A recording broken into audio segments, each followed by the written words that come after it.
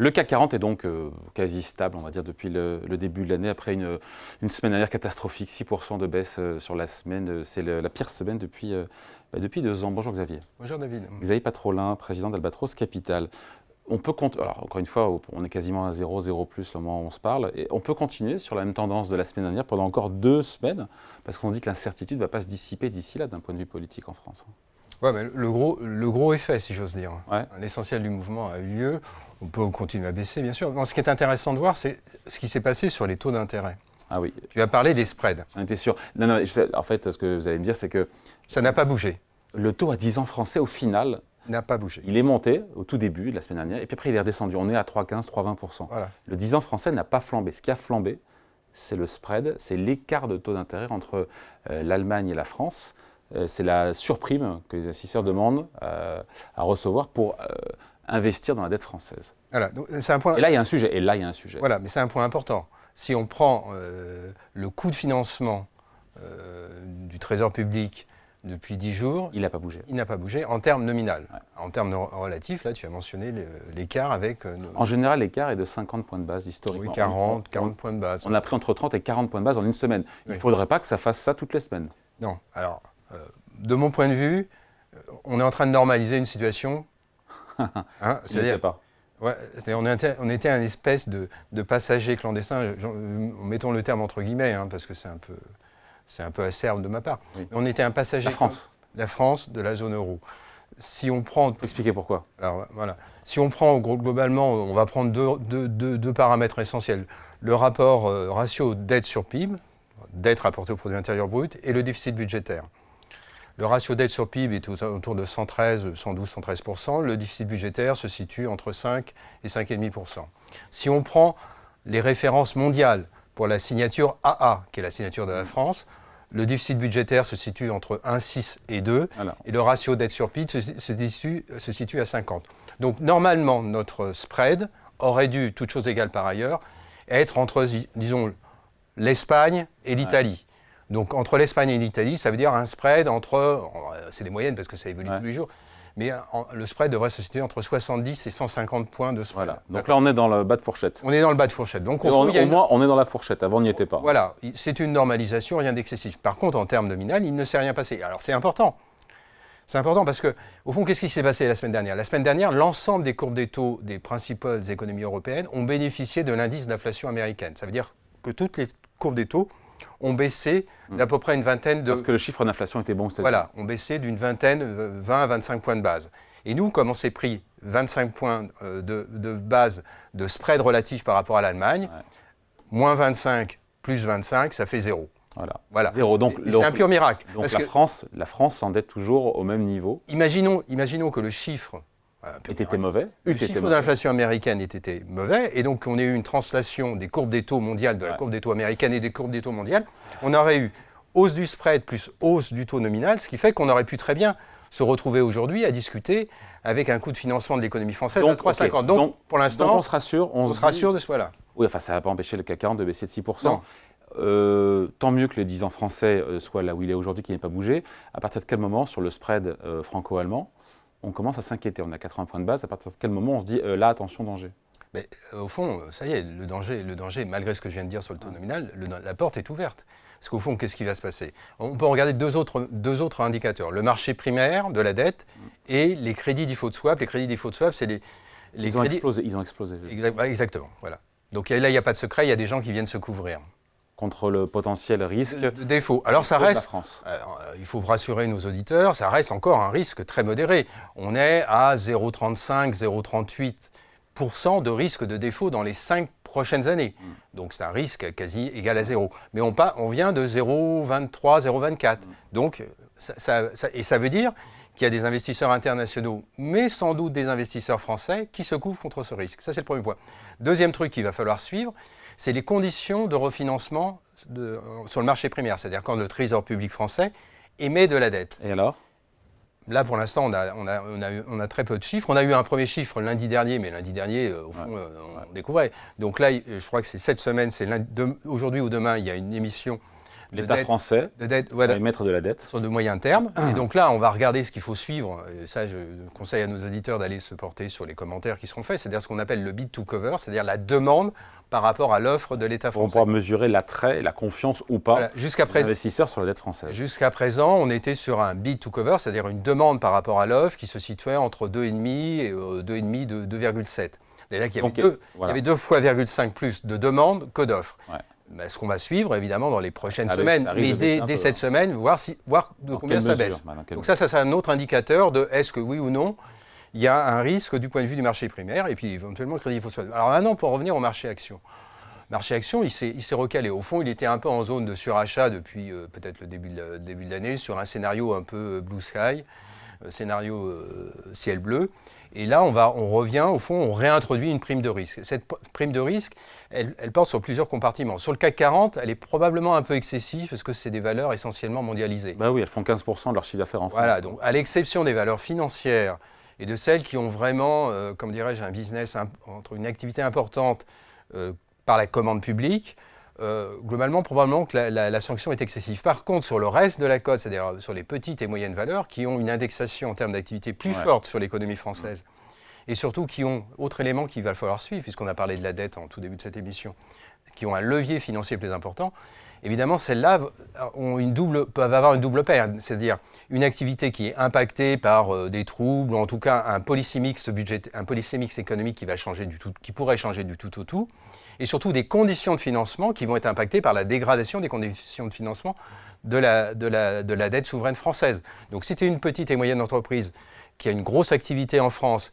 et qui a eu du levier financier, c'est-à-dire de la dette à son bilan, là, j'avoue que les paramètres de rentabilité, c'est-à-dire en termes de marge sur le chiffre d'affaires et en termes de facteurs de coût financier, là, on est plutôt dans une zone de vent contraire. Donc, sur les valeurs du CAC 40, elles sont plutôt, on va dire, relativement immunes. Donc, on peut commencer à regarder, même si, à mon avis, la messe n'est pas dite. Pourquoi ? Parce que quel est notre échéancier ? L'échéancier, c'est le 7 juillet. Au 7 juillet, probablement au soir ou au matin du 8 juillet, probablement qu'un certain nombre de scénarios va s'éclaircir. Donc, les inconnus vont commencer à disparaître. Mais on pourrait très bien être au 7 au soir avec, au fond, une chambre ingouvernable, c'est-à-dire pas de majorité et même pas de majorité relative. Qu'est-ce qui pourrait inquiéter le plus les marchés, si tant est qu'on puisse leur poser la question à tous les investisseurs? C'est quoi? C'est le fait qu'il n'y ait pas de majorité, que la France soit ingouvernable? C'est un programme économique avec beaucoup de hausses d'impôts à gauche, avec la peur de l'extrême droite, même si le Frexit n'est plus aujourd'hui à l'ordre du jour? Ça, c'est pas sûr. Qu'est-ce qui n'est pas sûr? Là, tu t'avances sur le Frexit. Non, elle a dit qu'il n'y a pas de sortie de l'euro. Bon, alors, prenons pas ordre. Ce qui s'est passé là, il n'y a plus de sortie de l'euro au RN. Hein. Je vais en discuter. Je ne suis pas d'accord. Ah bon? Non. Bon, alors, ouais. Alors, ce qui s'est passé la semaine dernière, c'est que déjà, il y a une première victime collatérale dès le 9 juin au soir, par la dissolution, qui est la consolidation budgétaire. La France avait hérité de ces 7 dernières années, crise du Covid, crise ukrainienne, un endettement par protection excessive, et se devait de rétablir progressivement amoindrir, pas son équilibre budgétaire, amoindrir son déficit budgétaire. Je rappelle que le déficit budgétaire français a un solde primaire qui est aux alentours de 3,5. Avant paiement de la dette. Avant paiement de la dette. Les intérêts de la dette. Les intérêts de la dette, plus un solde secondaire, donc paiement des intérêts de la dette qui aujourd'hui est à 1,9, mais qui va progressivement converger vers 2,7 ou 3. Donc ça veut dire que toute chose égale par ailleurs, intrinsèquement, notre déficit budgétaire se situe probablement entre 5,5 et 6,5%. Je ne parle même pas des mesures du Rassemblement national ni de la France insoumise. Ouais. Je dis que intrinsèquement, notre déficit budgétaire se cale sur 5,5, 6,5. Donc sans consolidation budgétaire, il y a un problème. Donc ça, c'est le premier mort collatéral. Puisque pour qu'il y ait consolidation budgétaire, il faudrait que la majorité dite présidentielle retrouve une majorité relative du même acabit. Ce n'est pas le scénario. Ce qui n'est pas le scénario aujourd'hui. Maintenant, après, on peut prendre le RN ou le Front populaire. Le Front populaire, c'est un reverse à 180 degrés. C'est-à-dire, on défait tout ce qui a été fait précédemment et surtout, il y a un choc fiscal important. Ouais. Les évaluations aussi entre 50 et 60 milliards. C'est-à-dire de hausse d'impôts. De hausse d'impôts, donc c'est-à-dire 2,5 à 3 points de PIB, avec des dépenses en face. Donc 50 milliards, il faut se rappeler que François Hollande en avait fait 20 ou 30. Hein. Voilà, même pas. Oui, c'est ça. Oui, peut-être 25. Oui, c'est ça, 25. C'est 2 fois le choc fiscal de François Hollande, au bas mot. Au bas mot. Donc là, ça a des conséquences en termes de ratio dette sur PIB qui sont, à mon avis, même si du côté de François Hollande, à l'époque, on avait stabilisé, voire réduit, ça fait rentrer la croissance économique française dans une hibernation très longue. Donc là, je pense que ça serait très mal vécu par les agents économiques, c'est une chose, mais surtout par les marchés. Les marchés ne valideraient pas cette perspective de choc fiscal. Concernant le Rassemblement national a plutôt tendance à... Il a dit Jordan Bardella, économiquement, je suis raisonnable. Voilà, c'est ça. Il a plutôt tendance à amender les mesures un peu dispendieuses. Il a même dit, je crois, vendredi, si vous... C'est un discours, évidemment, c'est un propos de campagne, mais si vous votez Front Populaire, c'est le FMI dans les 48 heures. Ce qui semble vouloir dire que ses conseillers, qu'il conseille probablement dans ses propos, dans les émissions, lui ont indiqué quand même que, du point de vue budgétaire, il y avait un certain nombre d'inconnus majeurs pour le budget français. Donc, ça pourrait vouloir dire, pour le Rassemblement national, une politique, on va dire, plus normative. Par contre, vis-à-vis de nos partenaires européens, là, la partie s'annonce très compliquée, puisque, avant même toute dissolution, on est à la veille de la réintroduction du pacte de stabilité et de croissance. Donc ça voulait dire que la France allait se placer en situation de déficit excessif par rapport à ses partenaires. Et donc les partenaires européens, dont l'Allemagne mais pas que, vont exercer une pression élevée. Si on a un Premier ministre Rassemblement national, on peut supposer que les négociations entre la France, entité juridique, comme bien même il y a le président Macron, et les partenaires européens vont être extrêmement compliquées et tendues. Et donc la probabilité de conflictualité, est-ce que ça ira jusqu'au Frexit? Non, évidemment, tu as raison, c'est un scénario catastrophe. Mais à mon avis, cette probabilité va se réintroduire dans l'esprit d'un certain nombre d'investisseurs internationaux. Quand ils vont voir que le Premier ministre, supposons Jordan Bardella, négocie durement, avec conviction et détermination vis-à-vis des partenaires européens sur, on va dire, une souplesse budgétaire, bah là, ça s'annonce compliqué sur l'évolution du coût de financement de l'économie française. Et surtout, ce ne serait pas le pire des scénarios. Non, ce ne serait pas le pire des scénarios, mais ça introduirait quand même le spread franco-allemand, puisqu'on le mesure à cette zone. Il entre en zone rouge, le spread franco-allemand, là, 80 points de base. Non, pour moi, je te dis, il est rentré en zone orange. La zone rouge, elle est où alors? Parce que c'était ma question, j'ai pas eu ma réponse. La zone rouge, c'est quand on a des conditions de... Si tu veux, pour répondre, voilà, pour qu'on soit... Je ne fasse pas une réponse de Normand... Sur le spread franco-allemand. Non, on ne va pas répondre spread franco-allemand. On va répondre taux nominal contre croissance nominale. Quand le taux nominal, c'est-à-dire quand vous regardez le 10 ans français... 3,15 ou 3,20%. 3,15. Il est globalement sur la croissance nominale française. Croissance nominale, c'est croissance plus inflation. Voilà. On est à peu près équilibré. Donc, il n'y a pas d'emballement de la dette. Par contre, si le coût de financement, si vous voyez le taux 10 ans français qui se situe 3,5-4% durablement, à ce moment-là, vous avez un écart de 100 points de base par rapport à la croissance nominale française. En quoi c'est grave? Parce qu'il y a un emballement. Ça veut dire que ta charge financière va devenir de plus en plus prépondérante dans ta structure déficitaire et qu'à ce moment-là, tu la combles par de la dette et donc le ratio dette sur PIB se met à dériver. Et donc là, c'est le syndrome. Et en dérivant, ça fait peur aux investisseurs françaises. Et donc ça fait augmenter ton intérêt et voilà. Et après, on a un effet boule de neige. N'oublie jamais un point essentiel, le 150 points de base que je mentionnais concernant l'Italie. Ouais. L'Italie a un ratio dette sur PIB qui se situe aux alentours de 150-160%. Ouais. Avec 7% de déficit public sur 2023. D'accord. Mais prenons pas le 2023, mais prenons 2024. Je prends les sources FMI ou ce qu'il y a précédemment. Précédemment, le budget italien, c'est un déficit, même pas un déficit, un excédent primaire de 2 points de base par rapport au PIB. Ça veut dire donc que l'Italie, depuis une dizaine d'années, en moyenne, dégage sur son solde budgétaire, avant paiement des intérêts, 2 points d'excédent. T'entends bien? Là, nous, on est à 3,5 de déficit. Donc, ils sont plombés par leur charge d'intérêt. Évidemment, la charge financière est à 4 points de PIB. Tu comprends le problème de l'Italie? Mais comment ils arrivent à 7 points de déficit public alors? Alors, non, parce que ça, c'est un one-shot sur 2023. Ouais, ça, d'accord. Donc là, tu as eu un déficit primaire et un déficit secondaire. Ouais. Donc, c'est parce que tu as eu c'est un one-shot. C'est atypique. Mais c'est atypique parce que dès 2024, dès 2025, tu as un rééquilibrage et en 2022, 2021 même.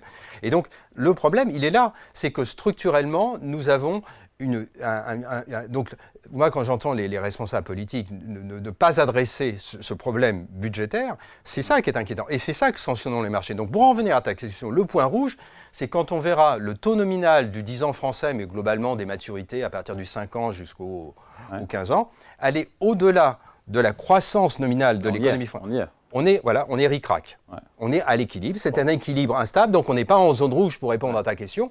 Mais dès qu'on dépassera... Et sur le spread, j'ai pas eu ma réponse sur le spread. Le spread, dès qu'on va... pour moi, le spread, la zone rouge, c'est quand on se rapprochera de l'Italie, globalement. C'est-à-dire quand on sera dans une zone 100-150 points de base de spread. Ouais. À mon avis, c'est dans mes anticipations, c'est très probable. Donc moi, je crains effectivement que la séquence de cette semaine passée soit hors norme parce qu'on a eu baisse des taux nominaux à travers le monde qui a absorbé l'évolution du spread, mais que dès qu'on va avoir des fluctuations sur les taux souverains, les deux se cumulent. Les deux vont se cumuler. Et à là, ça va être le spread et la hausse du taux nominal. Ça va être l'effet qui se coule. Et là, ça a un impact pour tout, pas uniquement pour l'État, mais pour tous nos concitoyens. C'est un impact en termes de coûts de financement. Et tutti quanti. Sur le CAC 40, on se dit quoi? Le gros de la baisse est fait ou moi j'ai du mal à croire qu'on ne baisse pas plus d'ici le 7 juillet. Hein. Donc il faudra rester prudent jusqu'au 7 juillet. Ouais, clairement, merci du conseil. Mais je pense qu'une grosse partie de la baisse est faite. Alors après, ça peut devenir catastrophique selon l'occurrence des sondages, des probabilités, Front populaire. Ouais, et puis c'est un gros investisseur américain qui se met à la lourdeur de la dette française.